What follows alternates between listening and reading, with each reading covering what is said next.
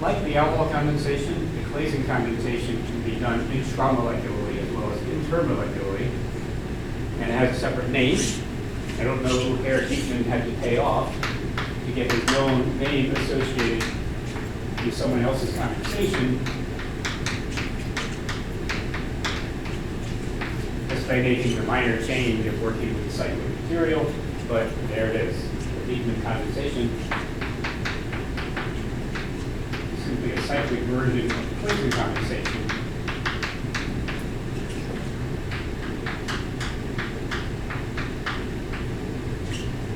So if, for example,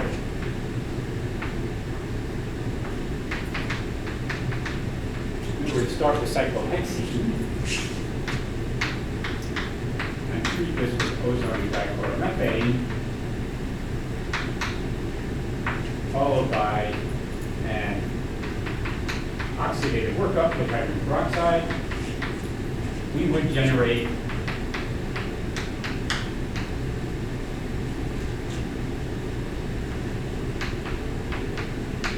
adipic acid, dicarboxylic acid, 6-carbon dicarboxylic acid. Adipic acid could then be treated with ethanol and catalytic concentrated or 98% sulfuric acid to form diethyl adipate.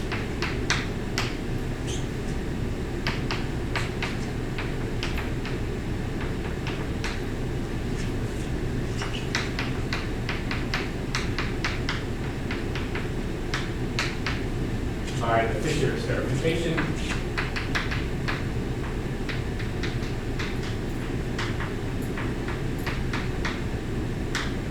Which you'll recall was a 6-step mechanism starting with propagation of one of the carbonyl groups, followed by nucleophilic attack, a couple of proton transfers, etc. Diethyl adipate treated with sodium ethoxide and ethanol, followed by an aqueous workup. And you'll notice in the textbook that many times the aqueous workup is not written explicitly, but it's implied. Anytime you have a strong base like this, the product that they're looking for is the final product of propagation after an aqueous mild acid workup. They're not looking for the enolate ion. In this case, because the molecule we've chosen is symmetrical, the 4 alpha hydrogens are identical, so it makes no difference which one you choose to remove. And the first step of the reaction, as it was for the ordinary Claisen condensation, is enolate formation.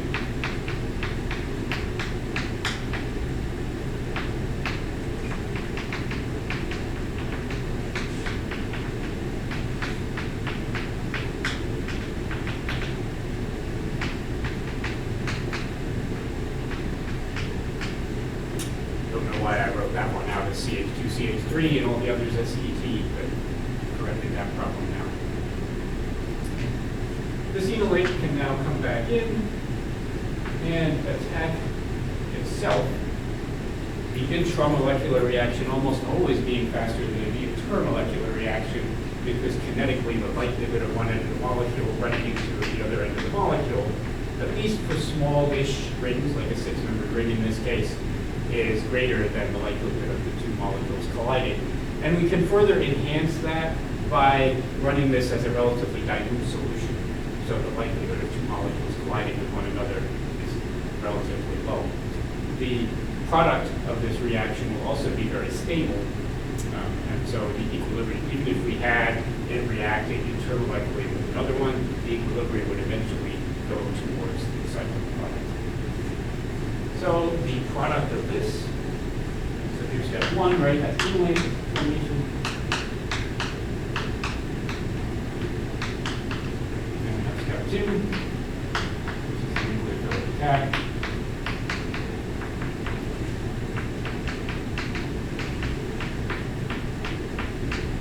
And we will have made a 6-membered ring. So I'm going to write my molecule in a, or sorry, 5-membered ring. So I will write my molecule in a kind of cyclic form, so I can get those 2 carbons close to each other.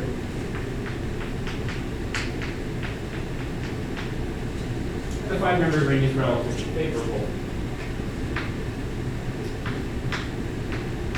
And then the third step, we're going to remove that oxide group, so the loss of the leaving group. There's always an alkoxide ion.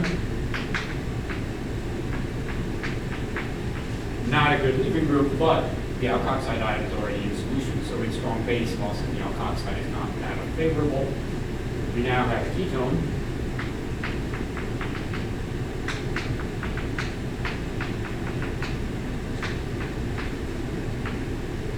And on this carbon, we have hydrogen and our ester group. This hydrogen being between a ketone and an ester has that acidic pKa of about 11. Drive that reaction forward by removing it.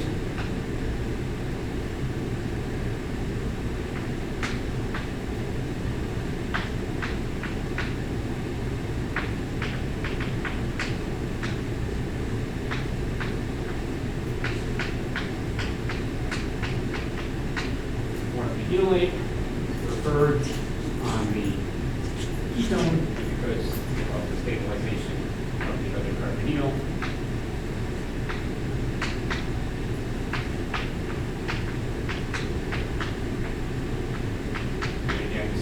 Concept is approximately 10⁴ because of the difference in acidity between the hydrogen sandwich between the 2 carbonyls and the alcohol hydrogen polyethanol.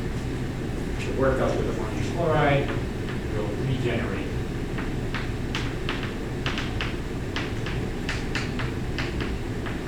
beta-ketoester.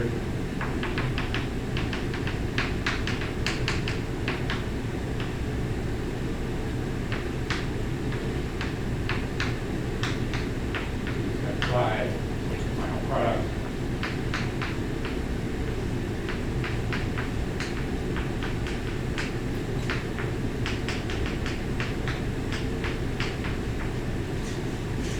So if you know the mechanism for the ordinary Claisen condensation, you know the mechanism for the Dieckmann condensation. It's not different. And in this case, I started with cyclohexene, and I generate this beta-ketoester in the cyclohexene analog 5-membered ring, and it's symmetrical, so it can go in only one direction due to the intensity of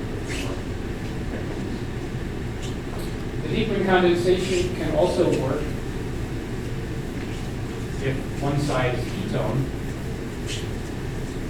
and the other side is an ester.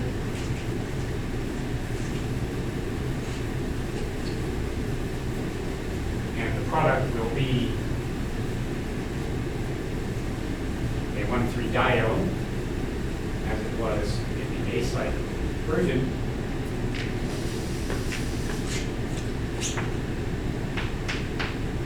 So for example, if we wanted 1,3-cyclohexadione,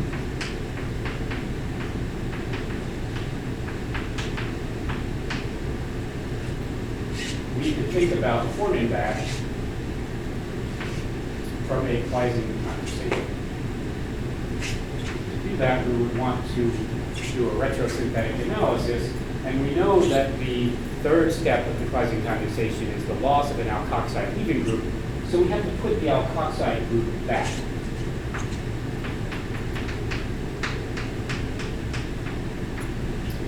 And we can work through what the starting material would need to be by doing a retro Claisen.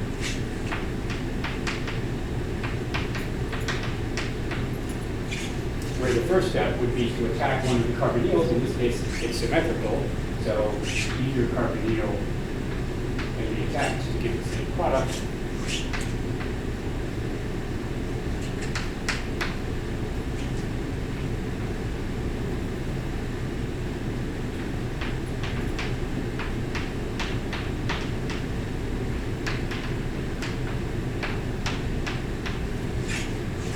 which would be an alkoxide.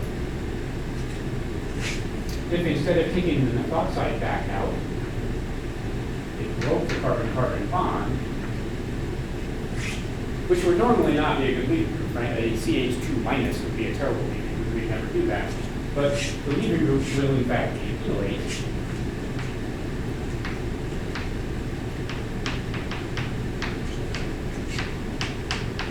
Now made our ketone, we have 3 CH2 groups.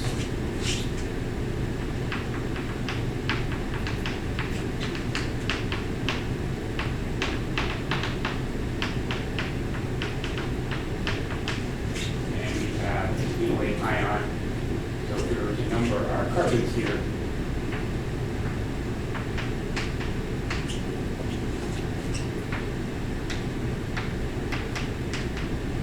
actually broken the bond between carbon 1 and carbon 2.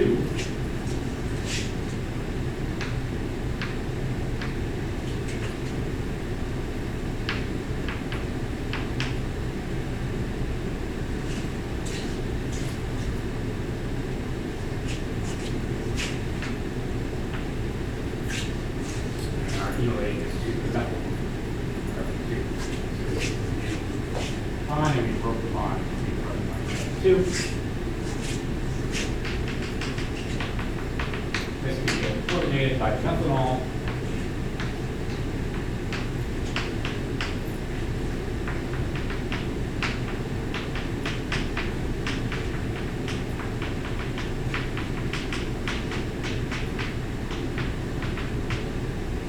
And we would have wanted to start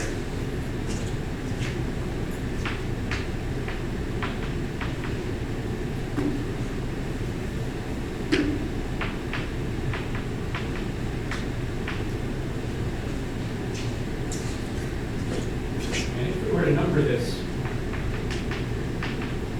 for naming purposes.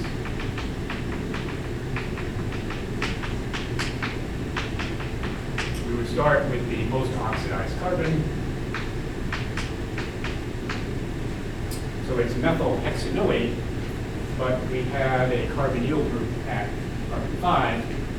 So this is now methyl 5-oxo. Hexanoate.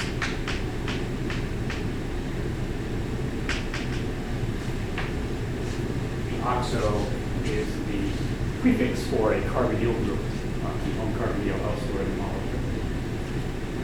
So if we were to start with methyl 5-oxo hexanoate and treat that with sodium methoxide and methanol, we could expect to get 1,3-cyclohexane dione out as a product. You'll notice that there are, in fact, 3 different alpha hydrogens that could be removed. The 2 that are next to the ketone are both more acidic than the one next to the ester, so it's unlikely that the hydrogens on carbon 2 in that case will be removed. But it would certainly be quite possible for these hydrogens to be removed to generate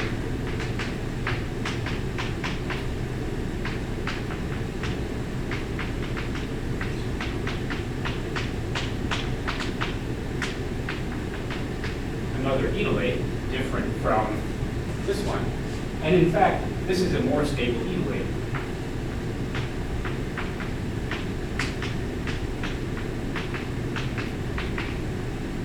Because it's a more substituted bond. So this is the thermodynamic enolate as opposed to the kinetic enolate.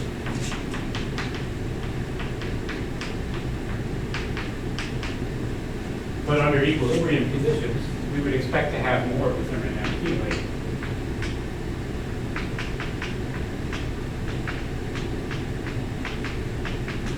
Than the kinetic enolate, and the Claisen condensation is done under equilibrium conditions.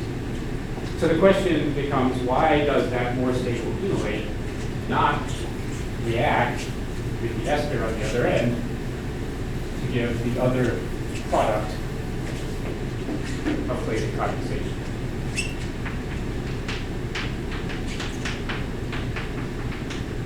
I think you probably already have a pretty good idea what the answer is. And you'll have an even better idea when I write it down here.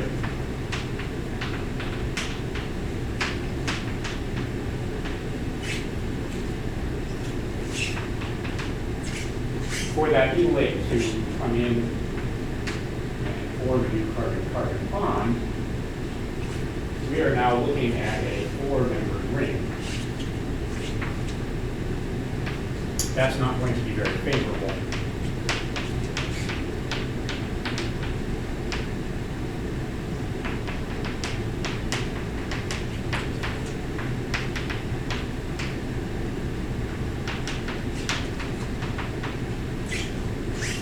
If it does form, you can certainly kick out the phosphide fusion group, form the 1,3 dione.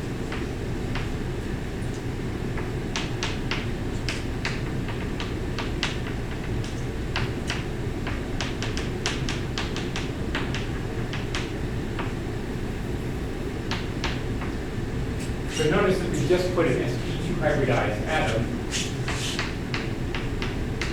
in a 4-membered ring, and the bond angle for an sp2 hybridized atom, the ideal bond angle is 120, which is even further from 109.5, or from 90, which is the actual bond angle, than the 109.5 we had before. And recall also that the driving force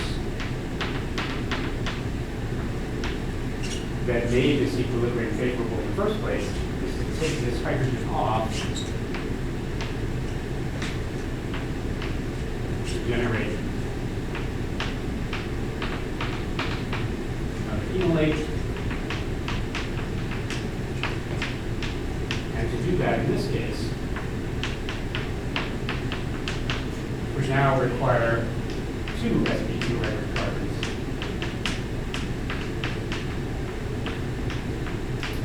In a 4-membered ring, which introduces a lot of ring strain.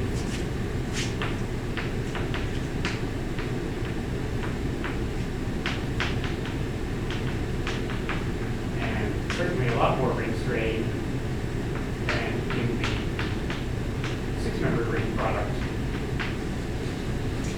And therefore, since the reaction is all under equilibrium conditions, this will reverse itself to a retro-Claisen, and eventually we'll get more stable enolate to 6-membered ring rather than the 4-membered ring, just as we saw with the Dieckmann condensation, where the Robinson annulation led to the 6-membered ring rather than either of the 4-membered ring possibilities.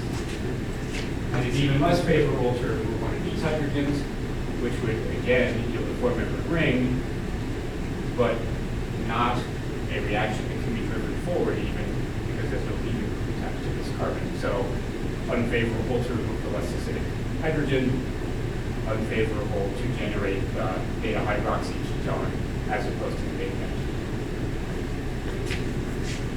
So the Dieckmann condensation can be used to make cyclic 1,3 diones or cyclic beta-ketoesters if you start with a material that contains both an ester and a ketone in one case in the same molecule, or 2 esters on either end